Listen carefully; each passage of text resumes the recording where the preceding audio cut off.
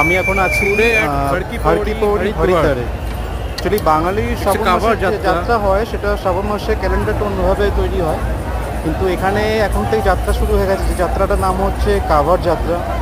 আর আমি এখানে হরকিপৌড়িতে এসে যেটা দেখতে পাচ্ছি, এরকম জলের স্রোত, মানে সাংঘাতিক জলের স্রোত, একদম পুরো মনে হচ্ছে যেন পাহাড়ের ওপর থেকে সব ধুয়ে একবারে এখানে নিয়ে আসছে। আর এখানে সবাই এখান থেকে এই বাঁকে করে জল ভরে সবাই এখান থেকে যাত্রা শুরু করবে।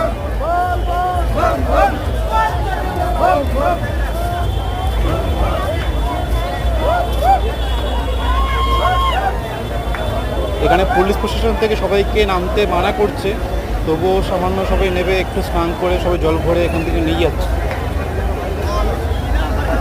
প্রচুর ভিড়, প্রচুর ভিড়।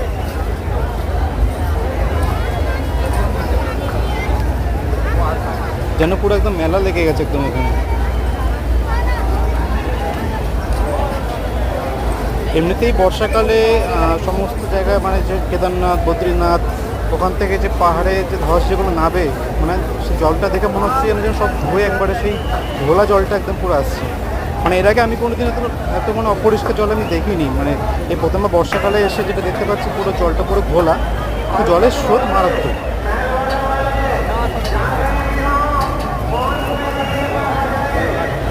যাত্রা শুভ হোক, সবাই সবার মতন করে জল নিয়ে প্রত্যেকে এগিয়ে চলেছে।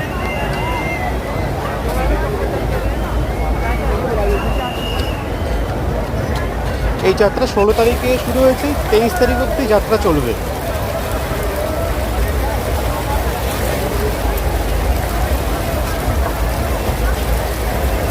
এখন আমি একটা জায়গায় বসে এই জলের স্রোতটা অনুভব করছি, তার সঙ্গে সঙ্গে পুরো সবাইকে দেখানোর জন্য আমি ক্যামেরায় বন্দি করছি।